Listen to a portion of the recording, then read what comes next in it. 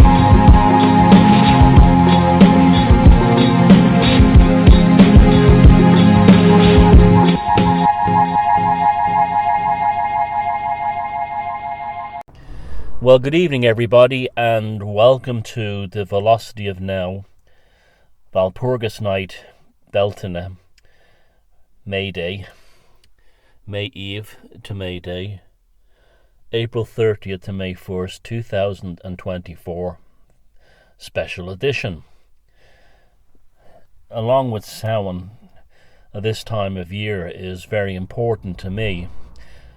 And in particular, I think to the Europeans, I think this date, the April 30th to May 1st date, is possibly the real festival of Europe, the real festival period of the European, because the numbers of cultures that celebrate this changeover to the spring. Now, I notice people talk about,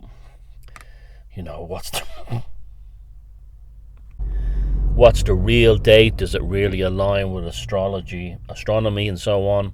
There's discrepancies with the Julian and Gregorian calendar and then the 13-month calendar prior to that, according to what the ancient festival was.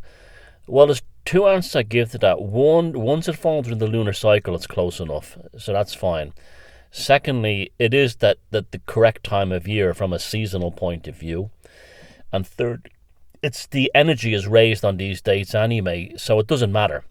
It doesn't have to be specific. You get these anal retentive types who think that the dates are all wrong for Samhain and Walpurgis and Beltaine, and they miss the point. Is like if you had a famous sports event that took place on the same day every year, and for some reason, instead of taking place on January 10th, it takes place on January 16th.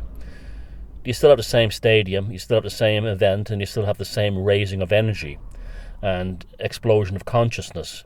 And that's why it doesn't really matter. It's close enough. Nature doesn't function that way anyway. Flowers don't open on a specific date every year. Bees don't appear on a specific date every year. And, birds don't build their nests on a specific date every year. The approximation is fine because that's the natural order of things. And anyone who tries to make out that the dates are wrong and you're celebrating the wrong date, that's digital thinking. The natural world is a sine wave. It's analog. And changes in nature are analog, and changes in consciousness are analog. So it's perfectly fine having, within the present calendar, Walpurgis on April 30th and Beltaine on May 1st, as well as Samhain on October 31st. It's fine.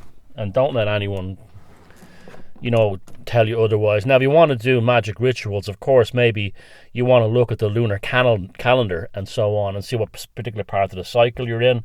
But that's, semantics. That's up to you. That's a personal thing. So, what is so unique about April 30th, Walpurgis night, or Walpurga as it's known in the Slavic world? And this is why these two dates are so much, very much, the European dates of festivals and celebration for this period. It's because, Celtic peoples and Celtic-like tribes with similar traditions stretch from Anatolia to the west coast of Ireland. And you had Slavic tribes all over Central Europe and into Russia. And then you had the rest on the west of Europe. So like literally everywhere in Europe has a date associated with this or very close to it. So it really is the festival of Europe. And this is why the communists have tried to steal May Day from us. And why it's become a kind of a commie thing. They know the power of the date. Now, on Walpurgis night, what makes that interesting is that's a feast date that pagans have stolen from the Christians. Now, they've stolen everything else from us, but we stole this one back. Saint Walpurga was an English 8th century saint. I'm not sure if she was Anglo-Saxon or Celtic Church. But anyway, she's probably almost certainly based on a pagan deity. Survived the Jive. The guy Thomas Sowell Survived the Jive, I'm pretty sure, has a video out there talking about this aspect of her. But anyway, Saint Walpurga went to Germany and the pagan stuff is given away there because she becomes associated with like banishing witchcraft and all this kind of thing. So she was, and healing, so she probably almost certainly was a pagan thing originally, like most Christian saints and feast days. And having said that, we stole it back. Now, in the Germanic world, it's taken very seriously, the event. And also, in parts of Scandinavia, this is the part of the year associated with witches. Some Easter and this period here is associated with witches in parts of Sweden and so on. I don't know why that is, but it also shows the kind of folk magic aspect of it too. So, Saint Walpurga is May Eve, April 30th. And then that became very much a pagan holiday in folk traditions right across the Germanic world. Not so much in England, but definitely from parts of Holland all the way across to Bohemia. And then into the Slavic world it becomes Walpurga night. The same thing, the lighting of bonfires. These are 2 days are about purification. They're about purification and renewal. So the winter has ended. The spring is at its peak now. And so we have a purification. Now, in the Irish pantheon, it's called Beltaine. Now, I know it's spelled Beltaine, and that's okay. You can pronounce it any way you want. I'm not a snob about it. But in Ireland, it's Beltaine. Now, when I was growing up, I had a school teacher specifically tell me that it means the mouth of fire, which I quite like. Baal is the Irish for mouth, and Tina is the Irish for fire. But then later on I discovered that Baal is also a blazing light. You see where we're getting at here? And so you had Beltaine, you had the blazing fire. And in ancient Ireland, and not even that long ago, we're talking about up until hundreds of years ago, up until easily officially till the end of the Gaelic laws in 1610 or whatever it was, and I'm sure it continued as a folk tradition later on, where cattle would be driven between 2 lines of burning torches, and this was seen as a purification rite, and also people would be too. So you walked through a kind of a corridor of fire, with the fire burning on either side of you, and this was seen as a symbolic purification of the people, of the land, of the livestock, of the environment. And this was often done on May Eve, starting around midnight time. So it really starts in Walpurgis night. Now, and Walpurgis, so in the May Eve, this would happen. Now, it was common in many Celtic traditions to take the soot from the fire and cover yourself in it, and then the young women would go out in the morning and collect the first dew of the morning dew, and from leaves and from plants and from spiders' webs, and they would wash themselves in it. This was a purification as well, and so there was a renewal, and this is also why you have the alchemical dew making its way into DEW. And so we say it here. We don't say dew like Americans. So DEW, the morning dew. And this was made its way into alchemy and became part of the collection of dew as a substance to help in alchemical processes. So the folklore regarding this period is evidential according to the universality of traditions.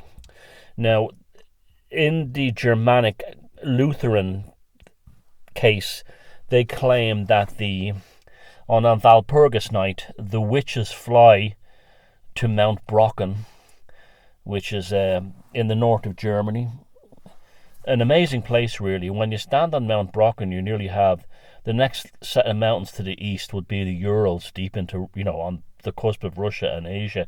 And that's why during the Cold War, secret listening stations were put up there to spy on the Russians and so on. And anyway, it's been long a place of magic in the Germanic Teutonic tradition. And so they used to say that the witches would go there and mate with the devil or the witch king. Invariably, we're talking about the cloven hoof. We're talking about the nature spirits, Pan, the satyrs, the fauns, and so on of the European overall pagan pantheon. So Pan, Kurunos, if you live in England, Herne the Hunter, well, near Windsor Forest in the south of England, Herne the Hunter, which is a fantastic story. I'll have to do a whole Walpurgis on that at some point. I'm even thinking of writing a book on it, to be honest with you, or at least making a documentary. And the fauns and the satyrs and all this kind of thing. So that's a big part of it, the cloven hoof. So when we dance around the Beltaine of fire, it would be considered a fortuitous event to see the cloven hoof marks in the ground where you dance. That meant that Pan or the satyrs or the fauns were dancing with you. Of course, the Christians would say that was the devil, the cloven hoof. They turned the European wild nature spirit into the devil. Now, regarding fairies at this time of year, it's not a big deal, but that doesn't mean it wasn't in the same sense it is at Samhain. That doesn't mean it wasn't.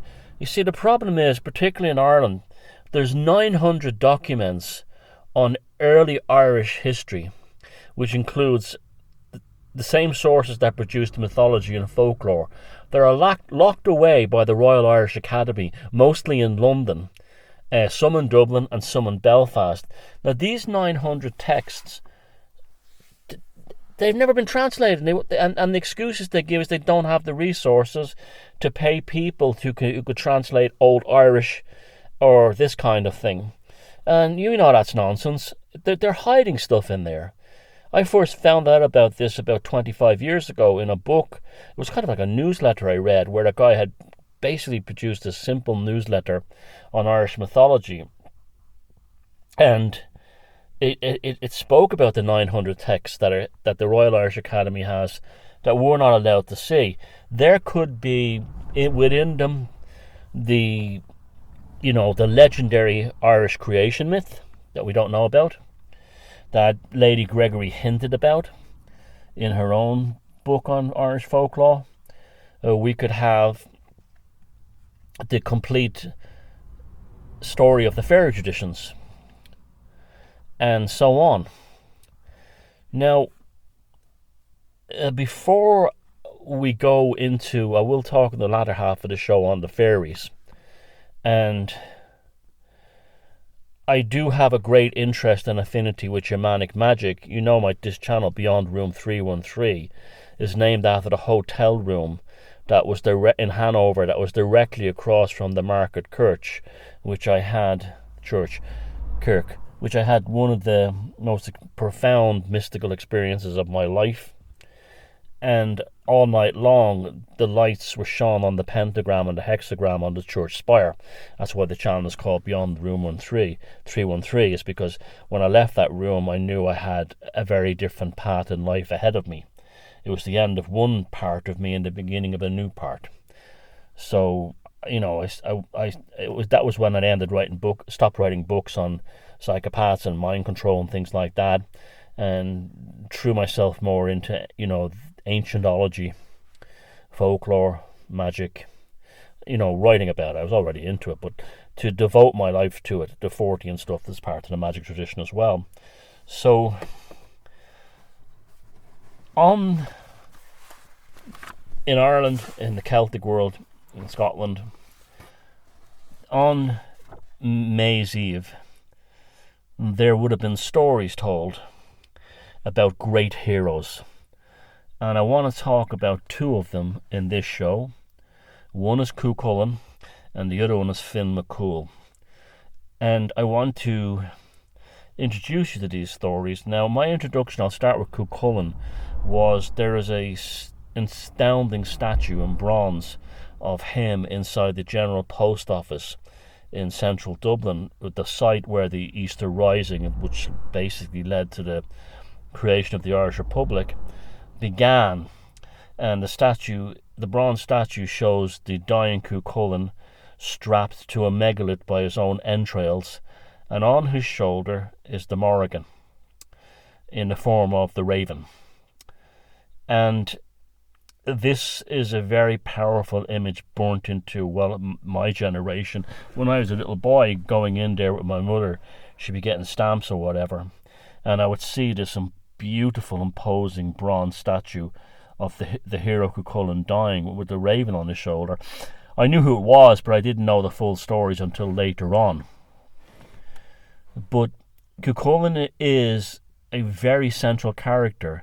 Now, imagine now we're on the May's Eve fire, and I'm the storyteller telling you about the great heroes. And tonight I start with Cuchulainn, and I would say, now I'm not going to do it in a dramatic voice because I don't work that way, but he is the central character in a mythological cycle in Irish mythology known as the Ulster cycle.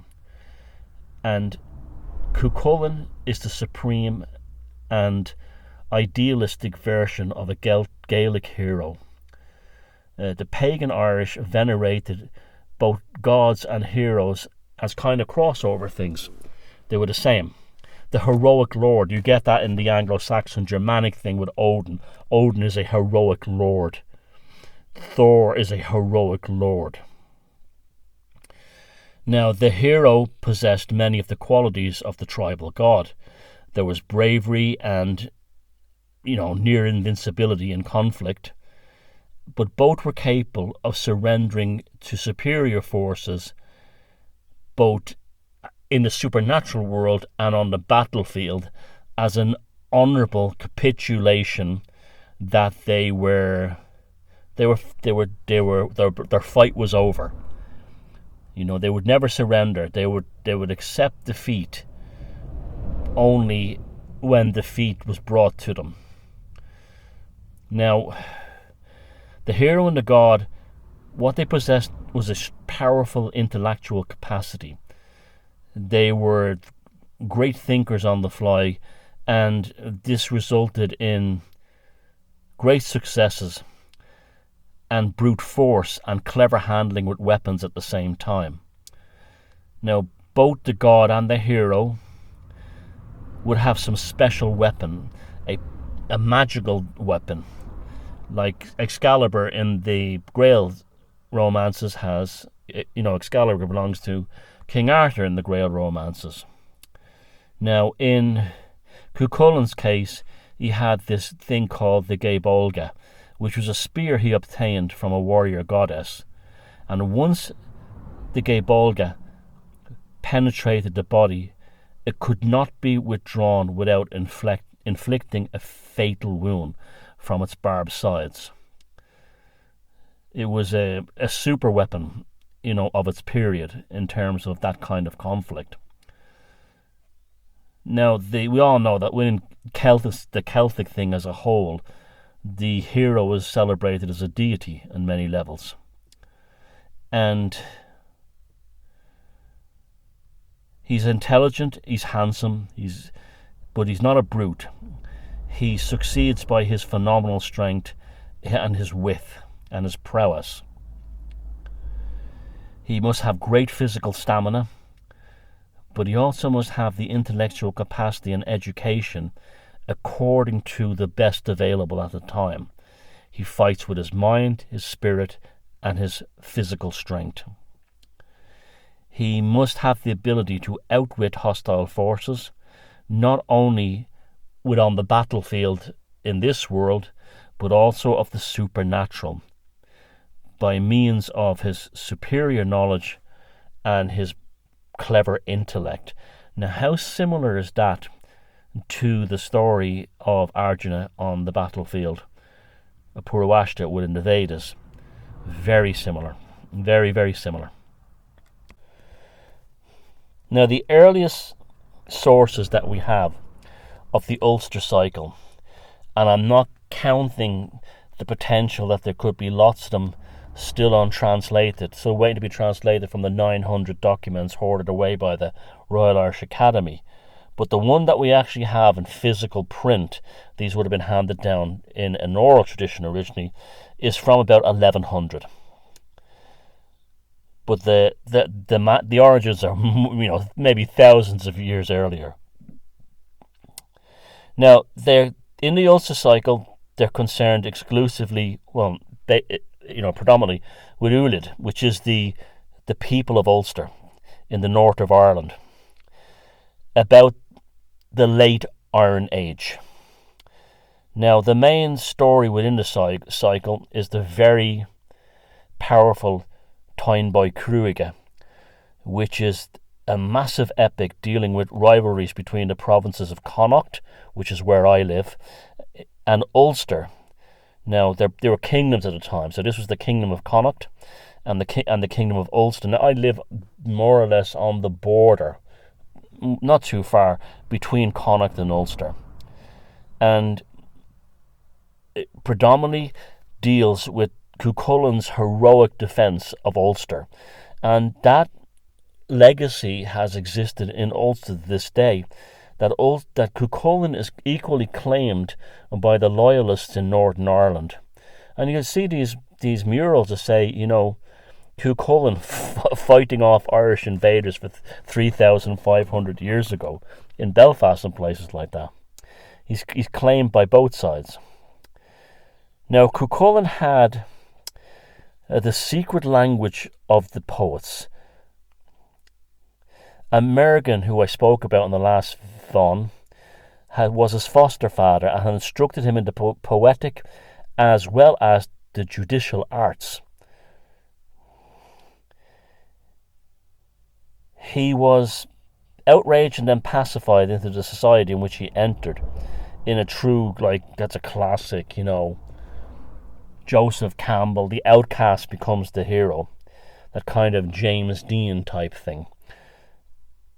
And that shows up in many, mythologies. And his physical beauty was extraordinary because it differed from the physical ideals of his tribal background, yet it was striking enough to impress all who saw him. So Cuchulain was beautiful, but he would have been beautiful in that satyr kind of way. Not effeminate. He probably had that Dionysian resonance about him. That Dionysian sort of pretty boy. That kind of a beauty. Rather than a rugged, muscular man. He would have had a bit more of a athletic type frame. He was considered short in a society where tall men were revered, and that was very much an Irish thing. The height of a man is not only a measure of his strength but also of his character.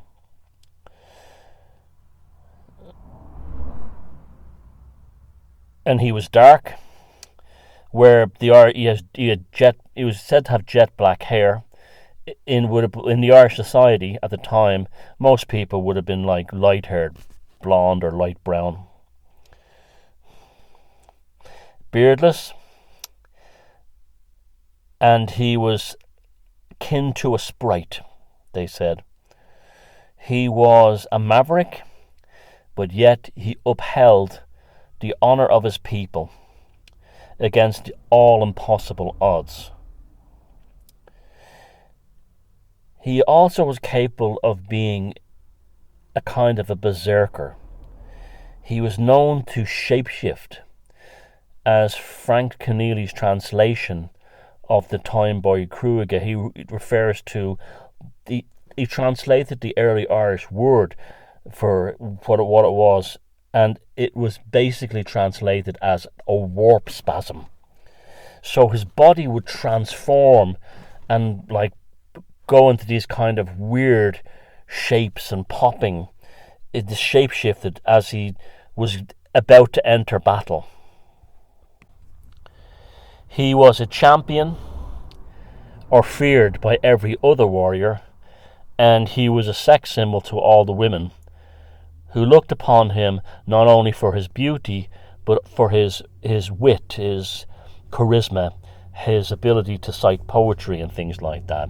He's seen as the perfect man. He was said to be the son of the great god Lu, the lover and subjugator of the goddess, and arousing the desires of the impossibly to seduce Morrigan, the war goddess, with her dark, bird-like form and her incredible magical and supernatural powers.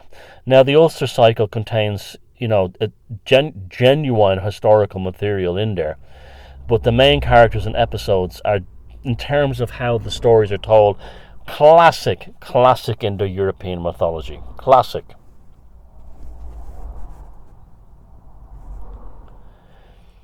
So it reflects a society in Ireland that was strikingly similar to what classical commentators from Rome and Greece said about the Celts or Celtic groups of Central Europe, and also the Romans writing about societies in parts of Britain at the same era. Now, it was a caste system, so these people today in the neo-pagan circles in Ireland who claim that, the whole thing was about diversity. You get a lot of that nonsense now in the neo-pagan stuff in Ireland. It's all about diversity and inclusion. No, it was a intensely aristocratic caste society. And Cuchulainn being a youth of noble birth and connection.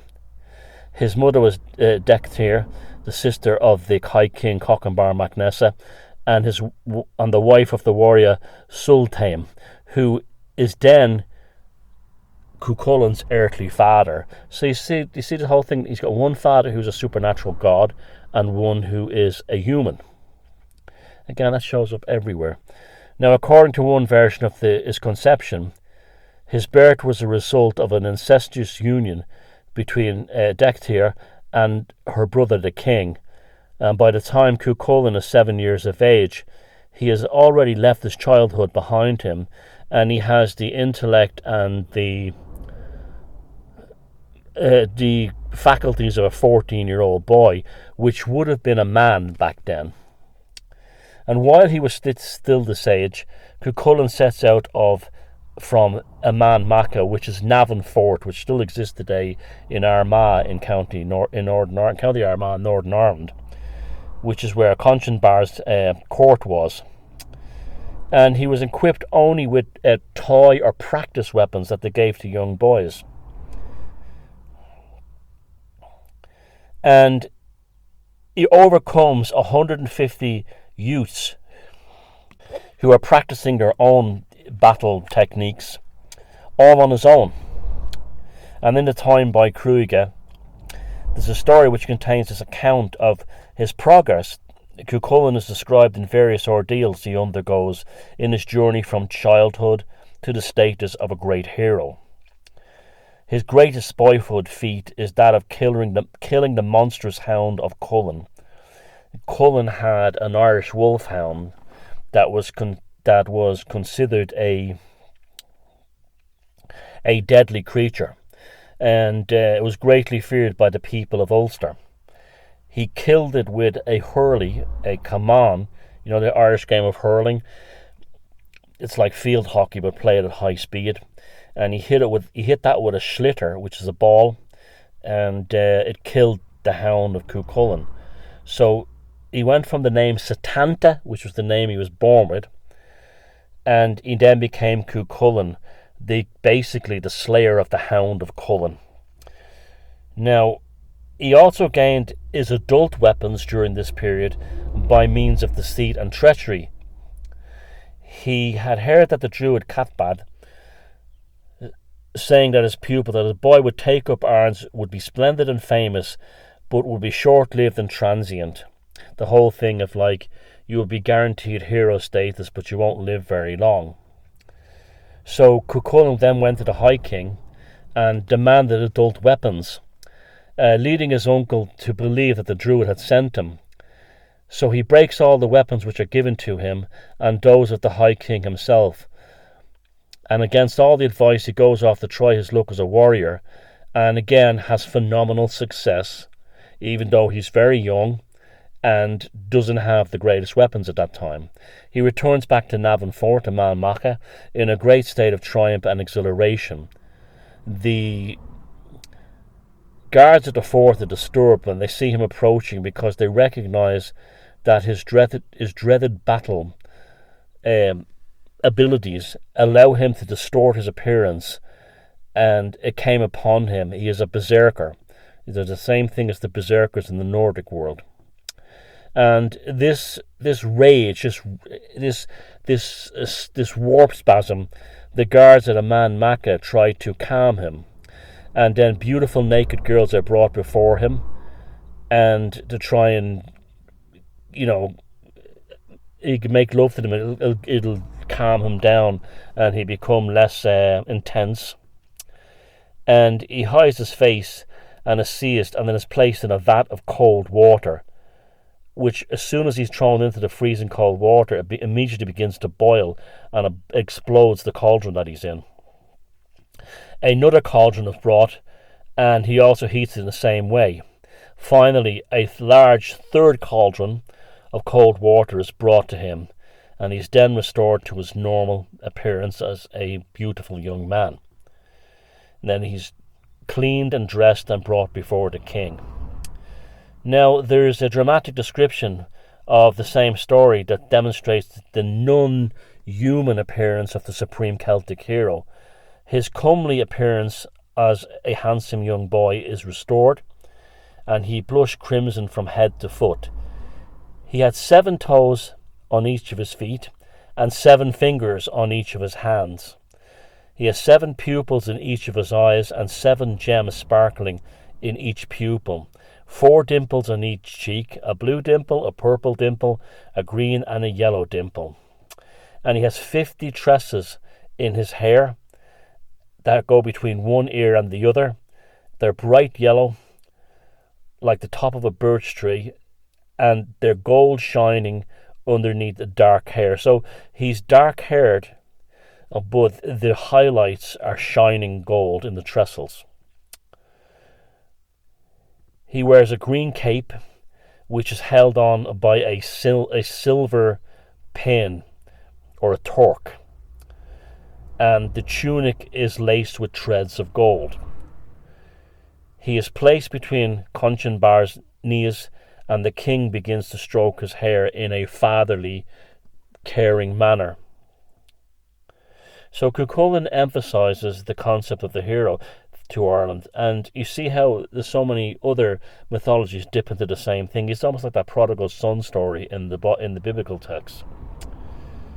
Now, it was common concept in early Ireland where magical powers and superhuman battle feats were believed to be accompanied by fierce physical distortions and strange emanations such as the hero's light.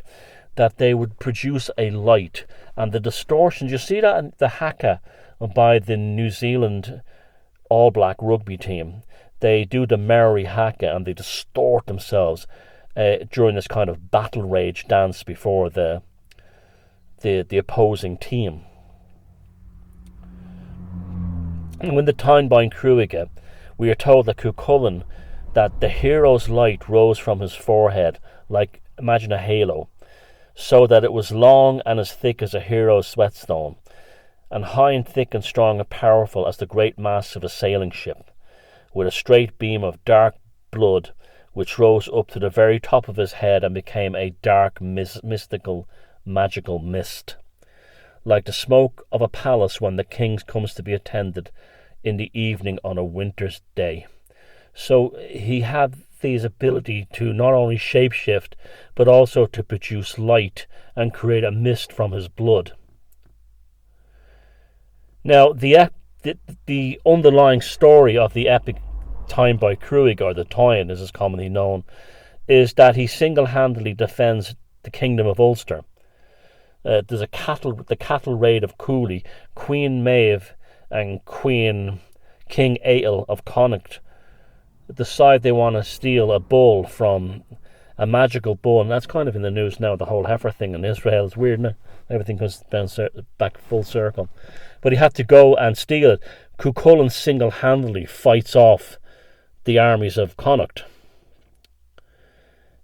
And he's immune to all affliction, and he engages in a series of triumphant battle combats which are really described in detail, especially against his half-brother Ferda.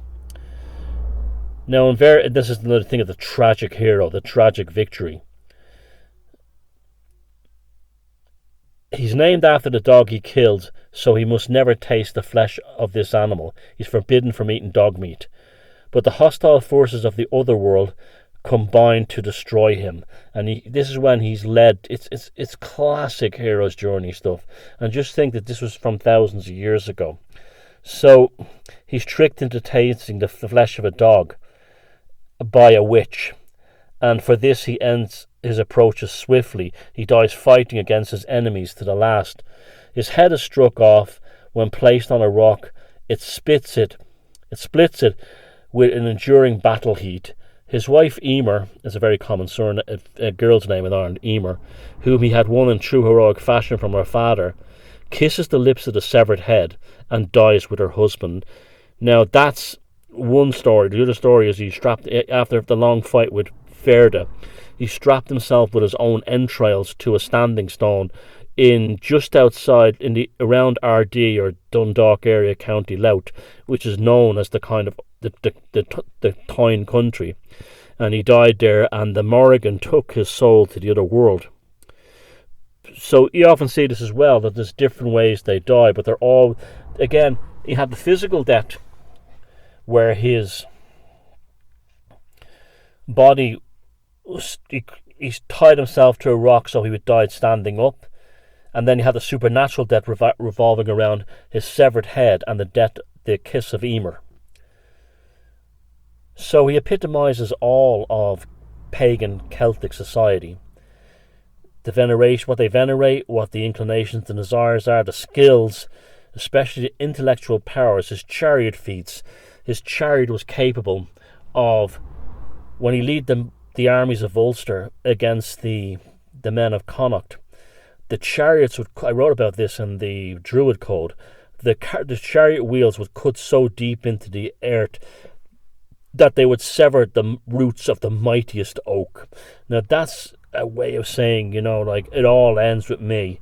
This is a new paradigm. This is where things are different now. The past is the past. He's no longer subject to being controlled by American the Druid, and by severing the roots of the mightiest oak with his chariot wheels, he's severing his connection to American and saying, I have all these powers now. I'm no longer the student, I'm the master.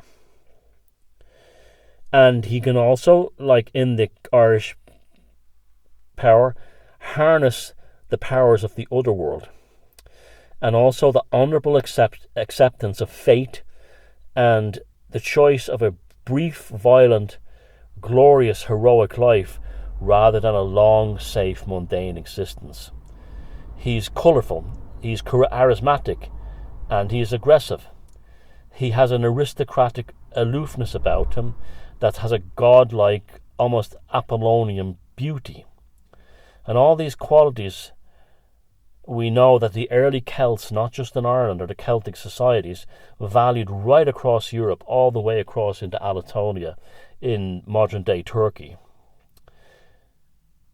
Now, these stories were told on festivals such as Beltaine's Eve, May Eve, under the firelight, to the children by the adults, and by everybody.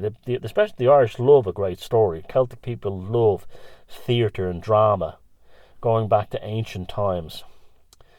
And they were told in the roundhouses of these communities. They were told in the place like the grand halls of Tara. And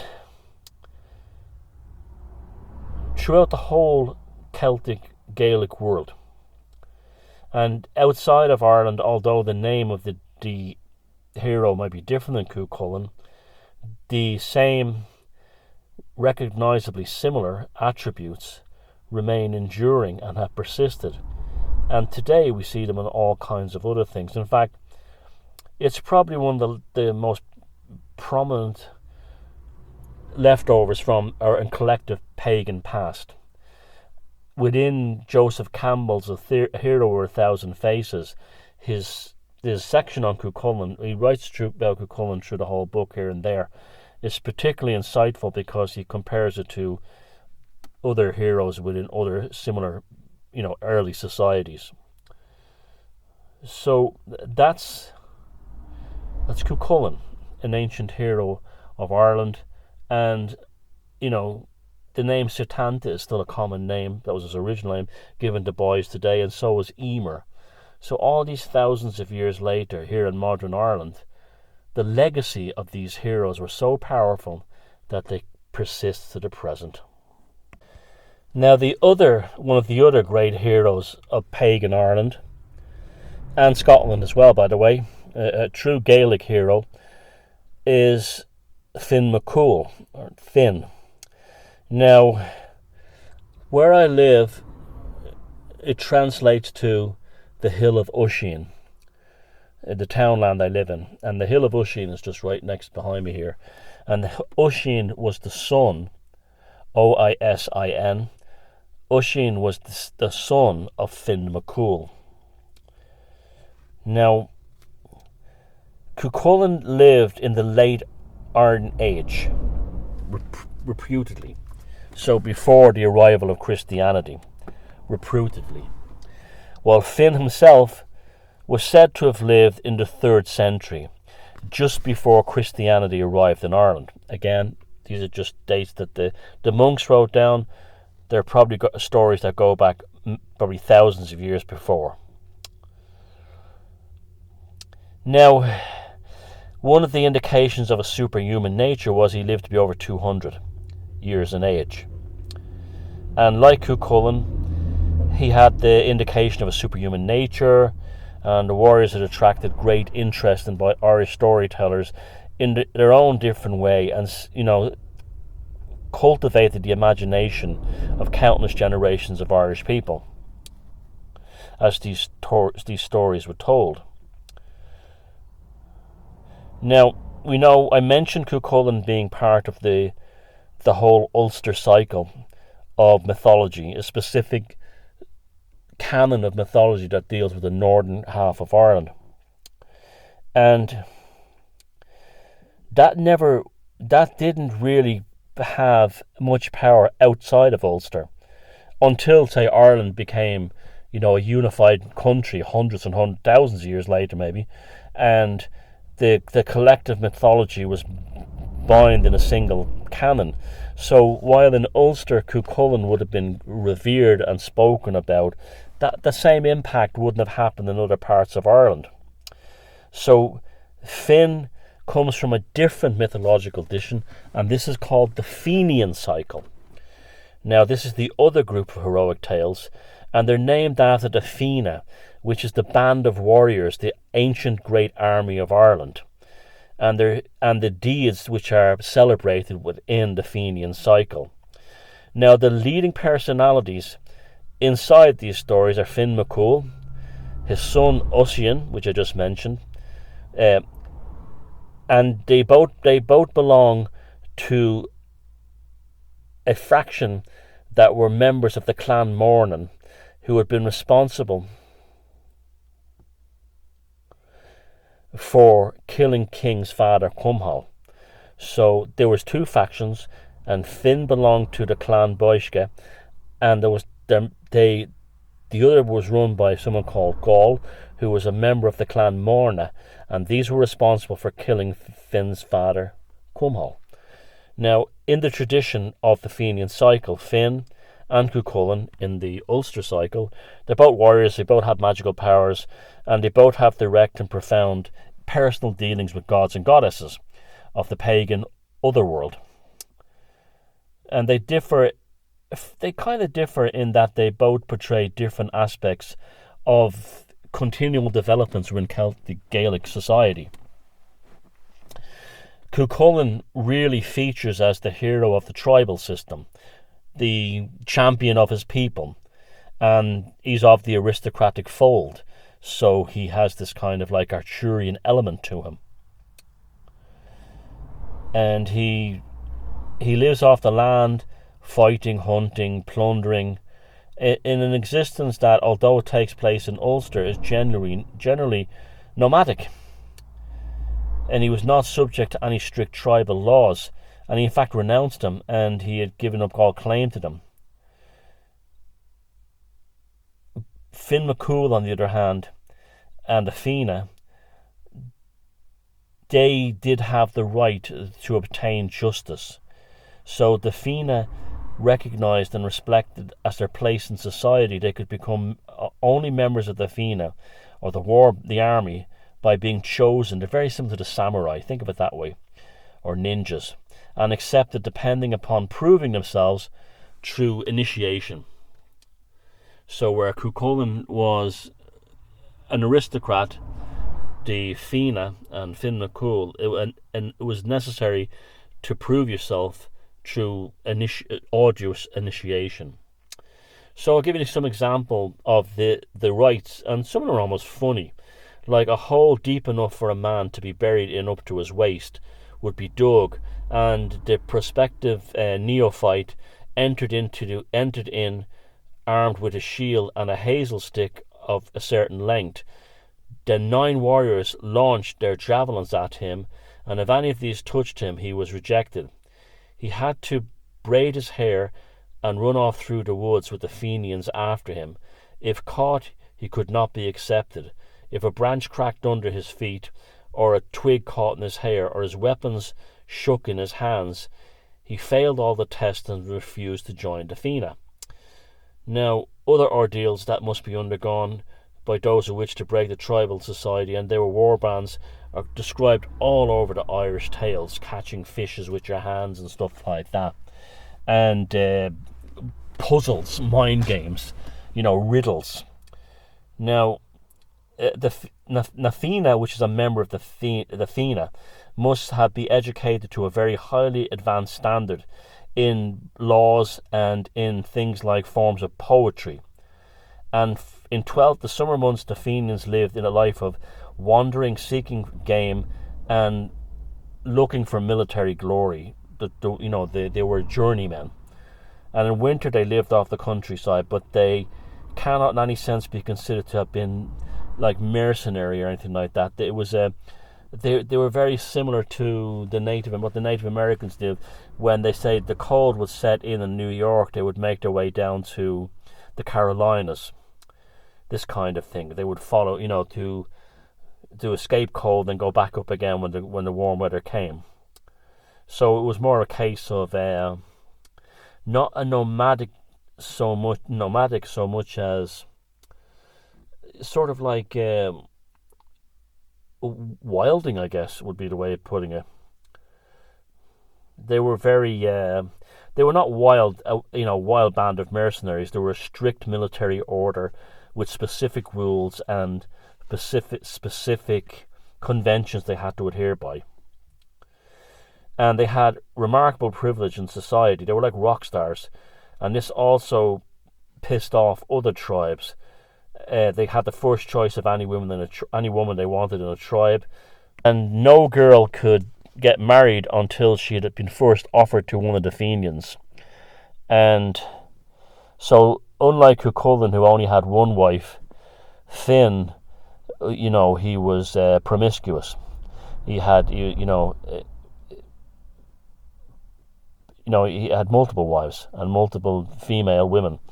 So a very different culture shows, that the Ulster cycle and the Fenian cycle do show the cultural difference that still endure between the northern half of Ireland and the southern half of Ireland. Southern half of Ireland tends to be almost more, Latin almost. I think it was either George Bernard Shaw, I think it was George Bernard Shaw, who said the Irish are Italians trapped in the wind and rain. Well, that'd be the southern Irish, where the northern Irish would be more Scottish, Nordic, Germanic, and a bit more conservative in that sense. Now, as I said, Finn was the son of Cumhal, and who was himself, crept into the later Finn tales, but you don't hear much from him in the early ones. And he is very, very closely connected to the British Celtic god of Camalus, who actually gave the name to the city of Colchester, which the Romans called Calalundrum, which was named after his Finn MacCool's father. So these guys got around. Now, he didn't have any direct connection with the god, but it just goes to show you how, even though these Celtic tribes were not specifically connected, the archetypes moved through all of them. Now, his translation of Cumhal means the son of Umail, which would then gave rise to Macumhal, and was transferred to his father's name in the form of the second C, Macc, Cumail. But Umal, the father, was probably a god. So you have a similar thing to like Odin, and it's argued that Finn had a father of Celtic ancestry who was the deity Nuada. So not only were they humans, but they were the sons of gods. So Nuada was a very powerful god with the two of the Danann, and so on. So this is quite common in Gaelic society. And the Celtic deities, as well as especially the Gaelic deities in Ireland, had different names. Now, this supposition that Finn had a divine father is given further evidence by the fact that Cuchulainn had a father as the great god Lu himself, not just Umal and Nuada. So they might have gone back in a primal proto-European sense that Finn MacCool and Cuchulainn were the same ancient warrior god archetype. But as Ulster society developed differently than the south of Ireland, they incorporated cultural conventions and standards according to the kingdoms in which the stories developed and set. So Cuchulainn became an Ulster version of this ancient proto deity, god warrior, while in the south of Ireland, the kingdoms like Munster, Leinster and Connacht, Finn MacCool arose according to their cultural system.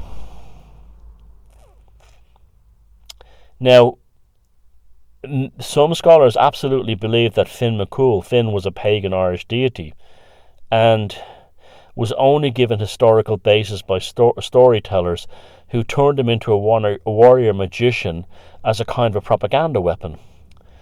Now, there is one story that is told that he's reborn in the form of King Mongan, who was an actual real historical person who lived in the 6th or 7th century and in Ireland AD now, and that he would openly admit that he was the reincarnation, and this is during Christian times now, of Finn McCool. So while Cuchulainn could have the warp spasms and transform into this sort of like monster, this ferocious monster, this berserker, Finn was a shapeshifter. He could shape into any animal he wanted.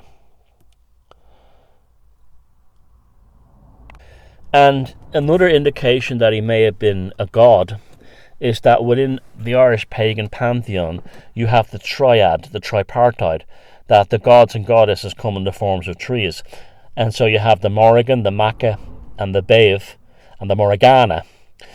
Now, in the name of the royal palace in Ireland, the ancient capital, Tara was once called Tara of the three Fions.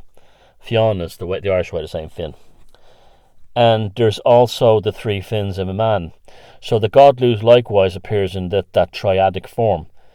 Now, the triad of deities are Finn's enemy in the 8th century story. They do change. And there's another story in that period where Finn and the man of the tree.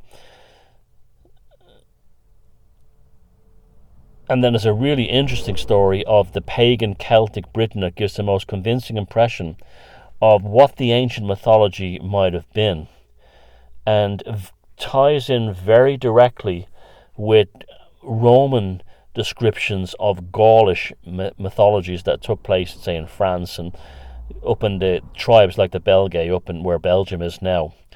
And the passage from pagan Celtic Britain says, "One day as Fionn was in the woods seeking him, he saw a man in the top of a tree, a blackbird on his right shoulder, and in his left hand a white vessel of bronze filled with water, and in it was a trout, and at the bottom a stag at the foot of the tree. And this was the practice of the man, cracking nuts, as he would give half the kernel of the nut to the blackbird that was on his right shoulder, while he himself would eat the other half.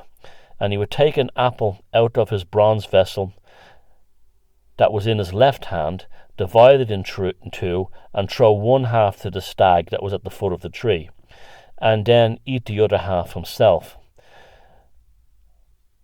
And on it he would drink a sip of the bronze vessel that was in his hand, so that he and the trout and the stag and the blackbird all would drink and eat together. And then he follows and asks Finn who he is in the tree, and that he did not recognize him on account that he was in the different disguises that he wore. So the story is that Finn had seen himself in godly form, and this thing shows up in other Irish mythologies of the apples, the nuts, and the trout. For instance, in the goddess Shannon, or what you want to pronounce it, to give birth to the name the River Shannon, she kind of exists in a pool that's filled with floating hazelnuts, apples, and a circle. The pool is circled continuously by a salmon. This is like amazing stuff, really, when you think about it. You know, it's we haven't even been able to scratch the surface, and it drives me crazy that those 900 books are missing, because if the stuff we know is this amazing, what's in those books? Now, Finn had a magic cloak with a hood, which enabled him to shapeshift into a different animal, depending on how he wore it. Now, that's also a symbol of his divinity.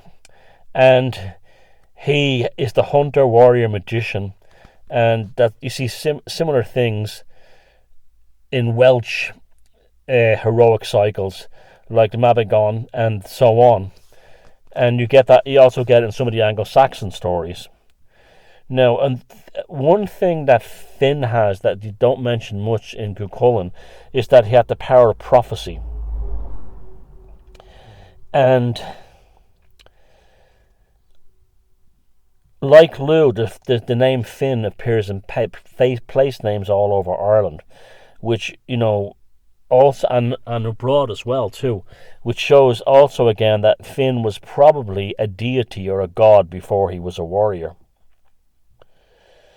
Now, when Christians came along, they didn't necessarily Christianize them, but they kept the stories going. But they kept the stories going in such a way that they didn't, this is the old world. You have a new religion now. This is all gone now. So even though these guys had these magical powers, these gods don't exist anymore. They're gone to the underworld, the other world. They now live as the fairies, the Sidhe, and we'll talk about that in the Barrows and so on. Now, one of the stories surrounding him tells how Finn got his magic gift when Gol Mac Mornan killed Umhal, his father, in a fight. Now, Finn's mother, who was pregnant at the time, and shortly after gave birth to a son, which was Finn.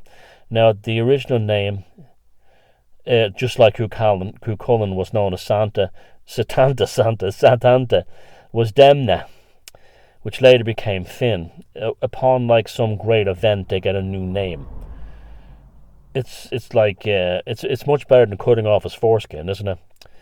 So when he grew up and he went to a certain poet or a druid to learn these arts, and he'd been waiting 7 years to catch, this is a great story, the legendary salmon of knowledge, which would bestow all the knowledge of things upon whom aided. And the druid Finnekas caught the salmon of knowledge, and he asked, I remember this story being told to me as a little kid in school, and I thought it was fantastic. He told Finn to cook the salmon of knowledge, but a blister appeared on the salmon while it was being roasted, and he plucked the blister with his finger, and then he was burnt, and as an impulsive reaction, Finn put his finger into his mouth, and rather than Finnekas getting the power of the salmon of knowledge, Finn got it. Accidentally, but that's fate, isn't it? So, in other versions of the story, Finn killed Finnekas and stole the salmon off him. And also, he ate part of Finnekas to get the power of the salmon of knowledge off him. He chewed his thumb. So, this is very similar to the Druidic rites in Ireland that were written down. See, any of these people who say that the only thing we know about the Irish Druids is from the Roman sources. There is a vast canon. I had some muppet in England recently on some group, some regular. An NPC, an educated NPC, was writing smiley faces when I was saying to him, no, but there's a huge canon about the Druids and Druidic culture in the Irish folklore, and he kept putting a smiley face. Yeah, pull the other one. There's only the Roman. I can't stand people like that. But anyway, yes. Within the Druidic pagan tradition of Ireland, a common story is for a druid to chew the flesh of a sacred animal, whether it be a special kind of pig or a bull. Now, Finn chewed his own thumb in order to obtain the same result after he had burned it on the salmon of knowledge. And there's another story that Finn chewed his thumb from the skin and the flesh, from the flesh to the bone, and then from the bone to the marrow, from the marrow to the juice, and then he knew everything. So he basically cannibalized himself. But that's all symbolic stuff as well, too. There's a deep symbolism there. Now, Finn was, you could think of the marrow as like the DNA or something. Now, Finn was also known to possess, I've always liked the story, a magical tooth, the tooth of wisdom. And he's described to, when he wanted to know something, he would put his thumb under the tooth of wisdom. Now, Finn, as well as the upper echelon of the Athena, the army, were able to manifest in semi-animal form. So, Ossian, his son, was able to shapeshift into a deer, or a deer-human hybrid. And his name literally translates from the Old Irish as little deer. And he has his own oceanic cycle as well, named after him. He has a whole other cycle named after him. Now, the Fenians lived on the outskirts of society, close to nature, and were deeply involved in the mystical and supernatural and paranormal world. Now, one of Finn's wives, who was the mother of Ossian, was a shape-shifting woman who turned into a doe deer, and her name was Sar. And when her offspring was about to be born, she was told that if she could refrain from licking it, it would be human, and that otherwise it would be a deer, meaning that she didn't eat the afterbirth, or the placenta. When the creature was born, she managed to deny the instinct to lick the baby deer and the fawn, and he grew up to be a man. Now, as a result, Ossian didn't grow hair because he was half deer. He had a head that was of deer fur. Now, Finn himself had two faithful hounds, Bran and Sigoglan, and they were accompanying him in every single one of his adventures. And Finn, likewise, to be amongst them, could become a dog or a deer, whichever which way he wore his magic hood, his magic cloak. So therefore, very similar to many stories we hear about the supernatural entities of ancient Wales and the Gaulish people, and all throughout the Celtic world. Even just like Lugh himself, they appear everywhere, and the spelling changes in different places, but they appear throughout the Celtic world itself. Now, he had no sort of like godlike attributes to when later stories were told about him, as purely warrior type. And the thing was that Finn grew to be a national hero in Ireland between the 10th, the 11th and the 12th centuries, when he became the kind of the Arthur of Ireland in many ways. And the remarkable propaganda weapon that had continued on through history into the times of the Vikings, where the Fena in some form still existed and fought against the Vikings, would have definitely seen them as being a descendant of the ancient Nafina of Finn MacCool. And this went, they even appear in stories surrounding St. Patrick and so on. And up here in Sligo, we have a famous story called The Pursuit of Diarmid and Grania, where it goes back to the 10th century, where Finn is married to a beautiful girl called Grania, who's the daughter of Cormac the King. Now, she fancies his son Ossian, who is, I think it's spelled in the kind of English way, Ossian, it's Ossian. And she wants the younger, Finn is getting on in age now, so she wants a young guy. And so she then falls in love with Diarmid, one of his warriors, and forces him to elope with her against, he did the whole thing of Lancelot and Arthur. He didn't want to betray his father figure, his king. And there's a huge story surrounding their adventure in escaping from an angry Finn and his Dafina. And Finn gets his revenge on the side of the Ben Bulben mountain here.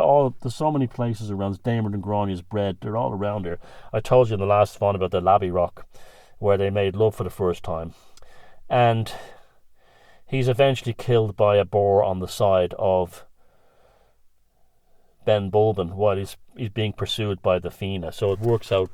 So it's like works out for Finn in the end. Even when he's an older man and his woman leaves him for a younger guy, he's still triumphant. Now, what does that say on an archetypal level? I don't know, but it's probably based on the thing that even though the king is older and she desires a younger man, it can't happen. And unless she kind of forces him to betray him, and then he sets in a cycle where he's basically doomed, he's damned. In this case, Diarmid was damned when he betrayed his king Finn. And that's the second one of our heroes tonight. Now, both Finn McCool and Cú Chulainn had dealings with the other world, the Sidhe. Now, I want to talk now about the Sidhe or the fairies, but in a more kind of broad context. Most of the things I've done on the fairies have generally to do with the Sidhe here in Ireland, but I want to talk in a more broad concept of the fairy folklore, including some of the Irish stuff, for the next part of the show. So, if you've enjoyed the first part and you want to get something to eat, pause the show here, go get a cup of coffee or a beer or wine or whatever, and come back for the second part, which will be about the fairies. Starting now, basically. I suppose if you wanted to be really cool about it, you could time the show so you have the first hour of it on Walpurgis night and the second hour of it on Beltaine. I know, with an audience all over the world. That's tricky. Now, fairies and belief in fairies has been explored, written about, studied, explained by numerous authors and folklorists, and it's a complex, bewildering and fascinating subject. And one of the reasons why the mystery is so widely held amongst people is that it is one of the beliefs that they hold, is that it's unlucky to speak of the fairies. Now, besides this, the fairies themselves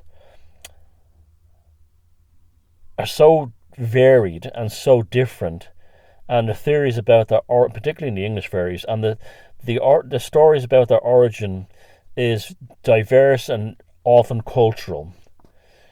Now, the word itself is probably a very unfortunate one, as the origin of the word was fey, F-A-Y, which you've all heard, which was an archaic, and it was seemed to be someone who was hopelessly afflicted. It was believed to derive from the Latin fata, which meant the fate of men who were born with female attributes, the womanly man. And that's where this calling a gay man a fairy comes from. Isn't that amazing? That's where that comes. That's how ancient it is. Now, fey was used as both a noun and an adjective, and it meant enchanted and bewitched. So a fairy was used for both of a F-A-Y-E or I-E. Fairy was used for both the state of enchantment and for the enchanted realm. So people could become fays or fairies. And even so, the believers in fairies did not think it was wise to even use that name. And the more complimentary the term could be made, the better the fairies would be pleased. Hence why in Ireland they call them the good people, the good folk, the kindly ones, the furries. The Greek called them the furries, which meant the kindly ones. It was, see how universal the whole thing is, that you speak kindly of the fairies, and you try to win their respect. So people would give them the good folk, the kind folk, this kind of thing. In Ireland it was the good folk. It still is, actually. Now, anyone who wants to study the characteristics of fairies, and what I'm quoting from here is a book by a guy called Thomas Keatley, and it's called The Fairy Mythology.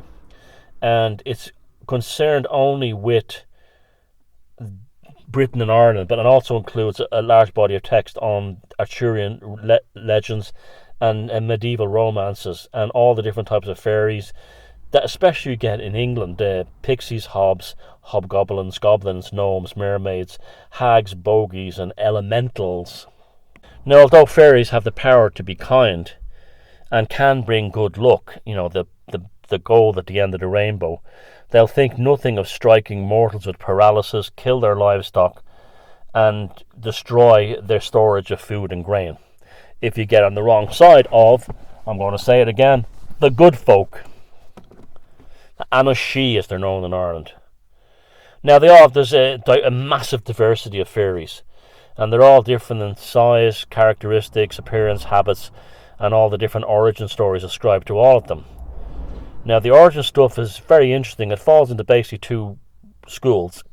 In one, there is opinion that they have actually believed in fairies either in the past or the present, and the second is that those that come from a more advanced theory of folklore in how they came. Now, there's a Christian aspect of that too as well, which has made its way, unfortunately, into the Irish one, that the fairies are the angels who fell with Lucifer and came to earth. Now, fairies have their own social systems and everything, and they come from the size of a normal person to tiny little fellows, to tiny little people, and who can be captured and can make their escape, or they will die in captivity. They're not meant to be in human captivity. Now, as I said, they can be quite vindictive if you piss them off, but some will do goodwill if you win their favour.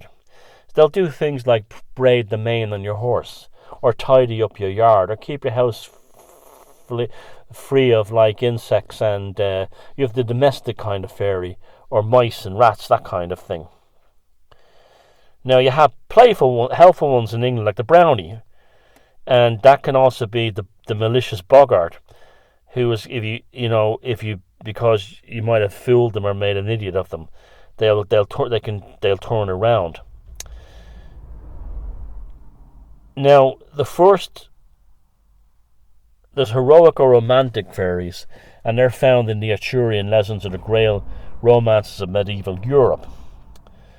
And the great example of this is in the Irish pantheon is the Sidhe, the Anna-Sidhe. These are the aristocrats of fairyland. Depending on who you talk about, here in Sligo they're called the gentry, and they're generally taller than humans. They have a close association with living in the mountains and in the hills, but they actually left Sligo about 100 years ago, and they live in places like Dublin, Vienna and Paris, where it's said they enjoy cafe society and mix with the bohemian crowd. They're sophisticates. And they would be kind of seen like that, like a kind of an aristocratic fairy, where and they would have this beauty and endless youth about them from being in the Tír na Lóg, the land of eternal youth. Now, you have in the English tradition, you have the heroic fairies and the fairy ride, or the fairy reid, in which you have a procession of these lordly creatures would be seen riding in a gallant troop line and heading by their king and queen with a band and everything. There's a fantastic an amazing watercolour painting in the National Gallery of Ireland, which they only show during the winter months, sometimes accompanying the William Turner watercolours. In January is the only time they show it, called The Fairies March to War, and it's very much the fairy raid. Now, these fairies in England are generally held to be little fellas, and sometimes really small, tiny, and they have their own kingdom with their own royal courts, and they're very fond of music and dancing. That's very similar to the Irish Sidhe. And they wear jewellery, glittering clothes, and in some parts of England they are so tiny that entire little royal courts can be caught under a man's hat. Now, the common people of fairyland either live in small groups or they're solitary, and some of them live in villages under the fairy knolls. There are many little fairies, and they ask for help in mending tiny shovels or three-legged stools, and who pay their helpers with small gifts of food and with good luck. Now, an example of a solitary fairy in Ireland would be the leprechaun, the famous leprechaun, who is a travelling shoemaker or a repairer of shoes, and he has loads of gold, but he hides it, and mortals are after it. And if you take his gold, he'll come and destroy you. Now, he's also a little fella too, like many of them.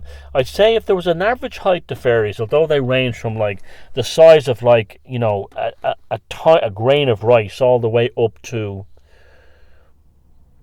the gentry of Ireland, who are over 6 feet. I'd say the predominant height of the fairies is about a foot high. That's the range of fairies would be described as being about at the height of about 12 inches high. Some a little bigger, some a little smaller, but that would be the average. If you were to encounter a fairy at your life, it'll be between 10 to 12 inches high. Now,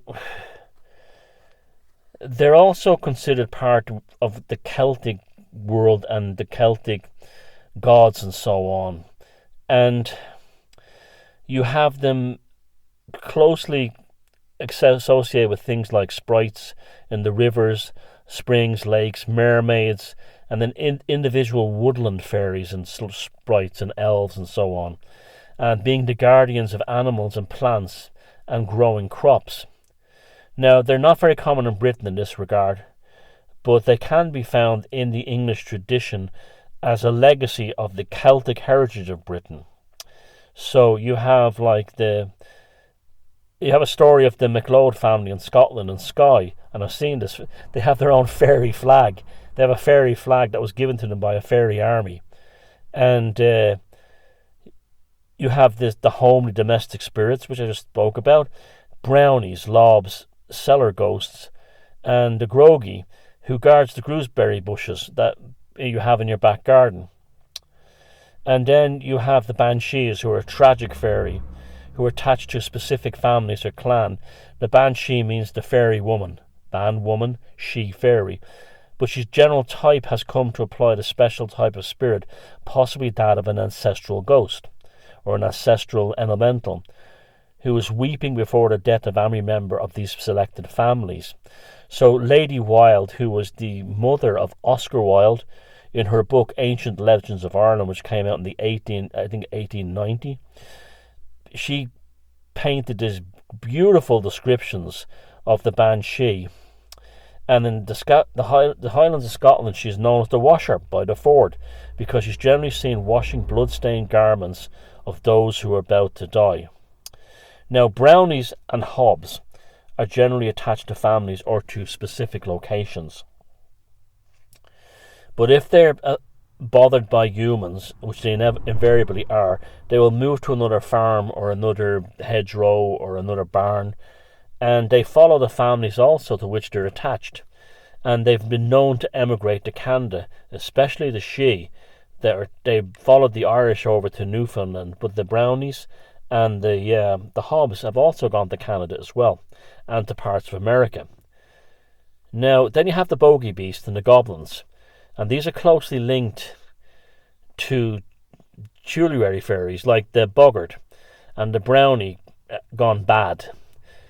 There was a guy called John Rees. He wrote a book called Celtic Folklore, and he's a sad story about a brownie who was driven from one farm to another, always leaving when practical jokes and he was made a fool of were done against him, until he came to this farm where there was a manservant he made friends with called Moses, and they became great friends, and he was perfectly happy and very comfortable helping out Moses, who then went off to fight for Henry the Seventh, and Henry was killed on Bosworth Field. Then, as a result, it was almost like a post-traumatic stress thing. The brownie went nuts and he turned bad and became so troublesome after missing his friend Moses, who died, that people went to great lengths to try and catch him. And he was pinned down with a sharp spear at one point, and an exorcism was read over him. It was then drawn out, and a magical wind turned him to dust and blew him away to the Red Sea. That's a kind of sad story. Now, most of the boggarts tend to be mischievous rather than dangerous. They're tricksters. So think of the will-o'-the-wisp, right? And the various forms of bogey beast are much the same. They like to mislead travellers on the forest path. The fairy stray, you saw that happen to me live on a vlog once when I was in a forest, and they love practical jokes. Now, there's loads of famous stories, but there's one not from England of a bogey beast who took the form of a pot of gold and was found by an old woman who was delighted, and she dragged it along. Then he changed into a bar of silver, a piece of iron, and then a big round stone, then finally shot up over on four legs and leapt away like a lean colt, swishing his tail and giggling in delight as he ran away. Now,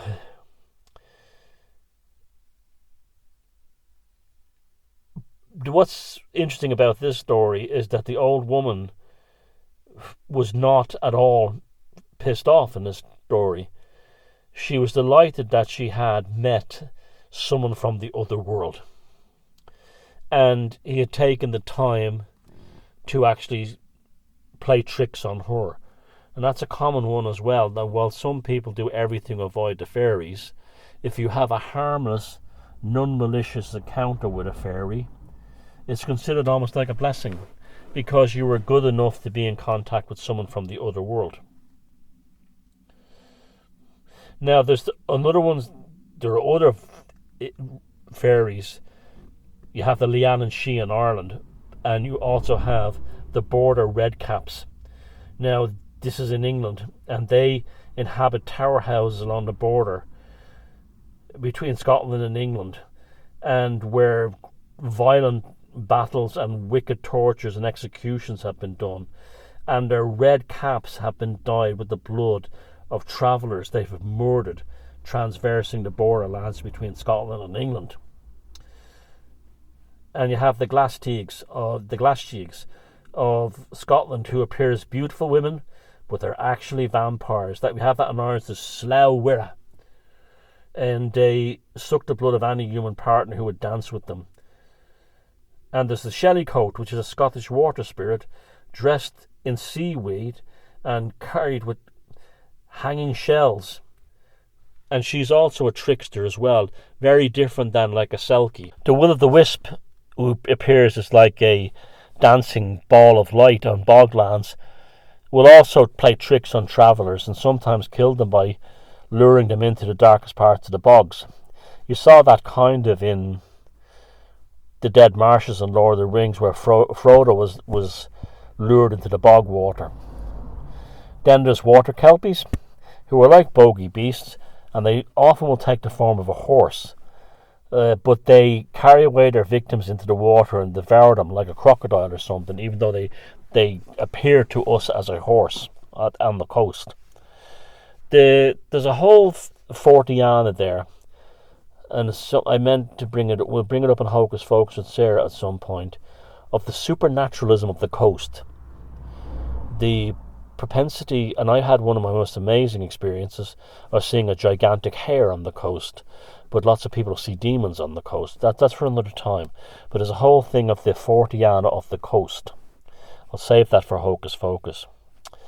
And don't forget your supernatural hags, your Cailleach Beara of the Irish tradition, and the Black Annis of the Midlands in England, Annis of the Black Annis, and very similar kinds of things as well. The weather hag, the river hag, the forest hag, the harvest hags.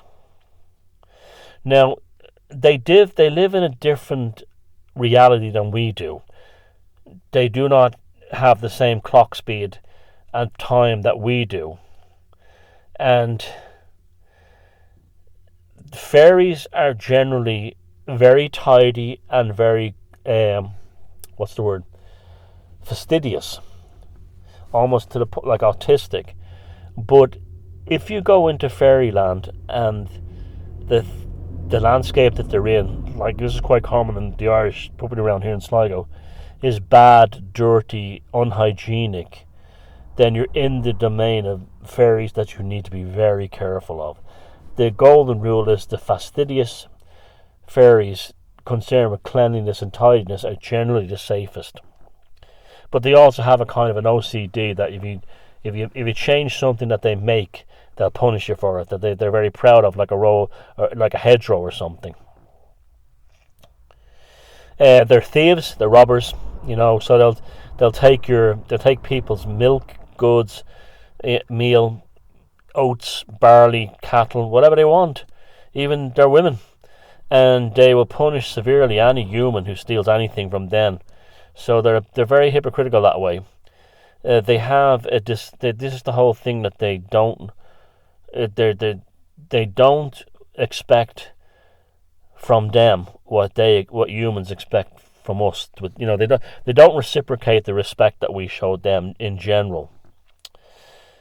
Now they're very connected with fertility, which is strange enough, and they tend to be very promiscuous and romantic, and they like decorum and politeness in when humans are dealing with them. But though there are some cases that you must not be thanked, because this is seen as a sign of weakness on your path and on your behalf. So therefore, when you deal with them, you must be polite but not submissive. That's a skill all by itself. They love their privacy, oh God, do they? And they will punish spies and the eavesdroppers, just like the Migo in The Haunter in the Dark. And at the same time, they are very grateful of hospitality and respect. And they will repay it, sometimes disproportionately, by giving you a lot more back. But this, again, is in rare instances. That's why the stories stand out, because it don't happen all the time. Now, they're very distinct, these fairy tales. Fairy tales are not the same thing as fairy legends of folklore. And they often disguise themselves as humans to test the kindness and decency of humans. And they will reward a shared dinner, or magical gifts will be given to people who show them decency. They almost have a kind of a moral conscience of humanity kind of built into their archetypal nature. Now, they're terrible pilferers, and they'll steal babies out of cradles and leave the changelings, which we all know. And that's a huge thing in fairy lore. That appears all over the world where fairies are. Now, children are not the only thing that is stolen by the fairies. Nursing mothers or pregnant women especially could be in great danger of the fairies, and a pregnant woman must under no circumstances, if she's going for a walk in the woods and hears fairy music or somewhere, go right home, especially if she's a foreigner. Like English women who lived in Ireland were pregnant, the fairies were fascinated by them. If you're a foreign woman and you're pregnant in a fairy environment, your job is to not go walking out in the woods on your own, especially if you hear fairy music or fairy chatter. They're for some reason I don't know, but it's universal. They're very, very interested in women from other countries living in their domain who are pregnant. So they will try to take these women and use them as foster mothers for fairy babies who are not doing well in the fairy world. And also talented young men and young girls, particularly those with golden hair, will be carried off to either work for them or, in the case of the pretty girls, as brides. Now you also have the fairy midwife story, which is an interesting one as well and very common. And with this you have the midwife recognizes the young mother, a mortal girl who has disappeared. And in one of the really weird versions of the story, the midwife is called out at midnight by an odd-looking strange man, usually an older man, and taken to a near cottage where a young woman is in labour having a baby. She helps deliver the child and is given a box of ointments to which anoint the baby's eyes. Accidentally, she puts it on her own eyes, and at once the whole scene changes. The cottage becomes a cave, and the young woman, a lady of great beauty, and the children around the bed are seen as hairy imps, and the father is even uglier than before. The midwife manages to keep her surprise to herself and gets away safely, but some time later she sees the old man pilfering in the market and accosts him. He asks which eye she seed him with, and she points to it and immediately blinds it. Now you see, that's fascinating, isn't it? So the ointment was some kind of like psychedelic that was given to the babies of humans to make them exist in the fairy world and see in its true, frankly unattractive form. She accidentally put the ointment or the antigen on her eyes, and she saw the fairy world as it really is, the underworld, the other world. Now, they're known to have the same kind of abilities to fly and use levitation as witches, and a ragwort stem or a twig is used by a fairy as their own little broomstick.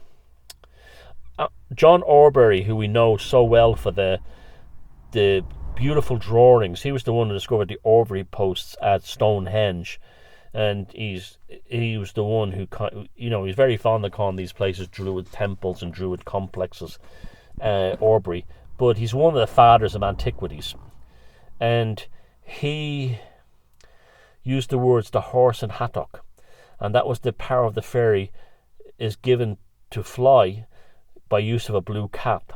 And the same story is told about fairies and witches, in which mortal joins the charmed fairy and visits the cellars of a distant castle or palace, where he drinks so heartily that he is insensible, and when the time comes to return, he is found in the cellar the next day, and can give no account of himself, just about to be hanged for his offence, when he is rescued by one of his lay companions. That story is very commonly told in England, Scotland, and Ireland. Now, there's astral fairies too. They're seen in Ireland and the pagan seers saw them, and they describe them about 7 or 8 feet in height, radiant and beautiful, like the way that sort of like the stereotypical view of an angel is, with rays of coloured light streaming from them. And then in the Isle of Man, there was a book written by Walter Gill, and he wrote about a friend of his at the beginning of the century, where saw little men about 18 inches high, greyish in colour, like a fungus, and their bodies swollen in the front. Their eyes and heads were clearly distinguishable, and their heads moved as they danced. They were the Welsh Tylwyth Teg, and are small and beautiful, but generally wear white, as opposed to the Isle of Man version of them, and they wore striped many-coloured clothes, finery. Now, green is the most common colour associated with fairies in both England and Scotland. And there was a clairvoyant called Geoffrey Hudson who claimed to be able to see fairies and described them in his famous book Fairies at Work and Play. And a group of fairies about 6 inches high, with little fluttering wings dancing in a ring, and wearing floating fine garments of pale blue. And now blue is an unusual colour for fairies. A fairy who appears in Perthshire in Scotland and is written about in the School of Scottish Studies is described as a wee green man with a pea-kit boots and a cap like an old gramophone horn on his head. His face was dark and furrowed, and the kings and the knights of the trooping fairies, that's a military branch of the fairies, are generally as beautiful as their ladies, but the men in the second grade of fairies are often wizened, hairy and stunted, though their women are still beautiful. We know that pixies have a turned-up snub nose, red hair and squint eyes. They generally wear green again, but are occasionally naked. There are flower fairies, one of my favourite types, and they're dainty and exquisite. And there are endless numbers of hideous and demonic-looking ones, like the Spriggans of Cornwall, and they can be large or small, however they want to shapeshift.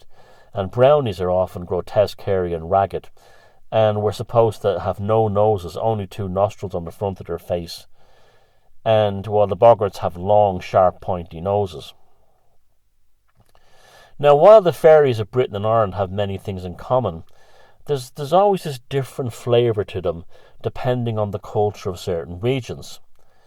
I often have this thing with English people when I talk about the Irish fairies being quite brutal and aggressive, and they go, no, the fairies are gentle and wispy and playful.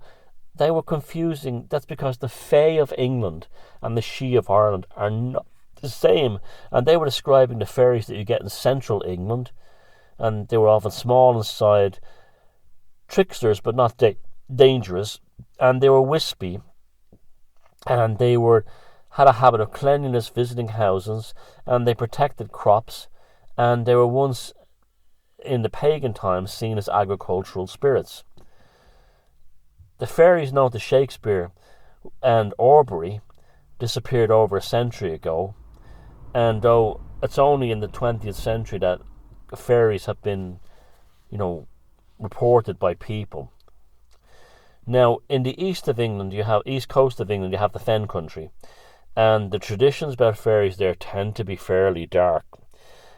You have one called the Yartkins of the Lincolnshire Fens, and these are small, ugly, malicious creatures, always ready to do evil. They have gone with the draining of the Fens. The Fens have been drained to a lot of England, a lot of the east coast of England, from Cambridge all the way up to Lincolnshire, was prone to flooding. So, and these places were drained, just like in Somerset on the southwest of England. When they drained the fens, the fairies vanished. And you said that in Ireland, when they brought in electricity, the fairies vanished. Though you still hear stories about the bogey beast and the bogarts and the red caps around the border regions, the murderous red caps.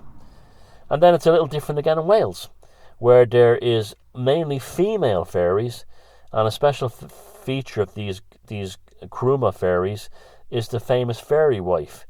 There's the Welsh king of the fairies, and many stories of miraculous passage of time in the fairyland that appears in Ireland as well. In the lowlands of Scotland, there are traditional, it's the fairy raid, we spoke about that, and the fairies of the border ballads. But on the whole, creatures are more prosaic than in Ireland. The Irish fairies are not the same as the English ones, or the Scottish or the Welsh ones. In the Highlands of Celtic imagination, it came to this notion of the duality of the fairy nature, very strongly stressed. And you have great beauty are heard from the fairy hills in terms of their music, but there are also traditions of monstrous demonic fairies, bloodsuckers, kelpies, and shapeless horrors. Now, fairy music, of course, is very heavily connected with Ireland, especially around here in Sligo, where a lot of the local folk traditional music is associated with having been originally fairy music. That people heard the fairies playing it one day, and they transposed it to their fiddle or to their pipes or whatever, and it became the local folk music. And generally, the fairy women in Ireland are considered beautiful, and they can often look like normal women, but they tend to have a feral sexuality about them. And then you have the small, grotesque, almost comical fairies. And even the most beautiful fairies are dangerous, especially the extremely beautiful ones like the Leannan She. Now, a man goes with them at his peril, and he appears beautiful, but she'll just eat him alive. And the same thing, she gives him fame and fortune. She will seek out an artist or a writer or a musician or a poet, and she will be with him for a while. He'll become a great artist as a poet, a writer, painter, and she will be his muse, but she will suck him alive and he will die of all his energy, but he'll be guaranteed immortality through the greatness of his artistic creations. And those heroic stories I talked about earlier on with Cuchulainn and Finn McCool about Ireland and Scotland they're filled with fairy stories, and they're very similar, and they're much more varied and diverse. I hate to use that word, it's the only one I can think of, but you know what I mean. I don't mean it in the modern sense. And they're even more diverse in England, where there's an unbelievable mix of different fairies. Now, in every country where there's fairy folklore, the beliefs are ancient, and they almost certainly stem from ancient pagan religions. Well, we know that in Ireland they do. That's for a fact with the Tuatha Dé Danann and the Anna She. The Tuatha Dé Danann went into the mounds until Ireland was needed during its greatest peril, and then they would rise up out the mounds and the barrows and the tumuli to rescue Ireland. And that's what's happening right now. But the DNA codes are being switched on with us, the Tua, to take on the globalist attack on our country, on our island. Now, there's also the Fata, F-A-T-A, which tends to be derived from the term Fae, and they are sophisticated fairies who were guests in the Sleeping Beauty story at the christening, and are remote descendants of the Fates, or the Norns, and those kind of thing, of Nordic mythology. The Fates in Greek or Roman mythology in the North, three ladies. And they're older than the gods, and are even more potent, it's believed, in certain cultures, Greece, Italy, and other Romance countries. And you have the nymphs, who are spirits of a certain place, and they become fairies. And in Ireland, the Anashi are generally accepted as a personification of the lost gods. Look at the two of the Danann. Now, in England, the earliest mentions of fairies in written form is the Anglo-Saxon charms against the elf shot, which was an affliction of disease by elf arrows, kind of like germ warfare. And in the 9th century Utrecht Thalter, there have been the first pictures of fairies ever drawn with wings and what appears to be a representation of an elf-shot man, suggesting that after the Norman conquest, less is heard of the fairies. But in the 12th and 13th century chronicles, because it was in Utrecht in Holland, not in England, the 12th and 13th century chroniclers have a variety of fairy anecdotes to record. There's this fascinating books called the Coutier's Trifles, and he's told of an early version of the fairy wife tale, coming from the Welsh borders, and the legend of the real historical character Wild Edric, who for some time resisted the Norman conquest, but he fell in love with a fairy woman and snatched her away from a fairy dance in a house in the forest of Clun near the border country.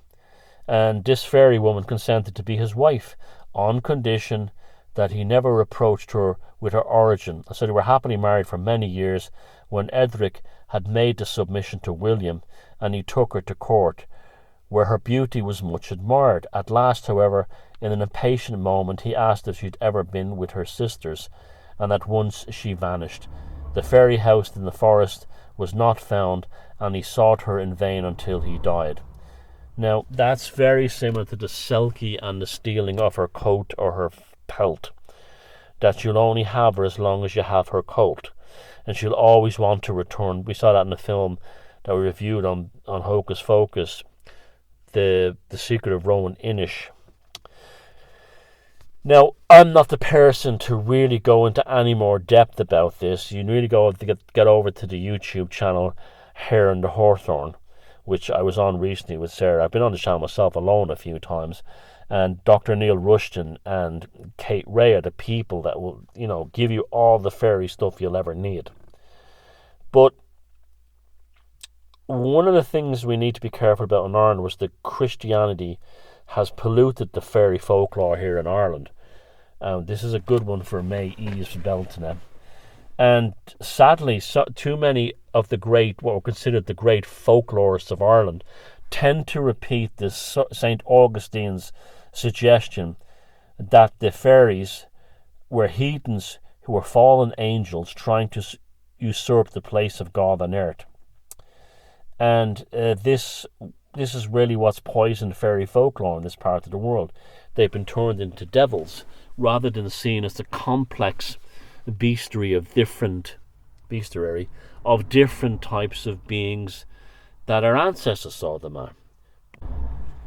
Now, there's huge numbers of books on this subject, and I've got a few of them, and I've been quoting from some of these authors here. Now, one is British Fairy Face by Lewis Spence, the great sort of like occultist researcher, documentarian of everything, really. So his book, that came in 1946, British Fairy Origins by Lewis Spence. There's also The Anatomy of Puck by K.M. Briggs. There's The Fairies in Tradition, that came out in the late 50s. There's The Fairies in Traditional Literature by Robert Hunt. And then there's The Popular Romances, so that was by a guy called Paul Keegan. Robert Hunt has The Popular Romances of the West of England. And then there's Thomas Keathley, which I mentioned, The Fairy Mythology.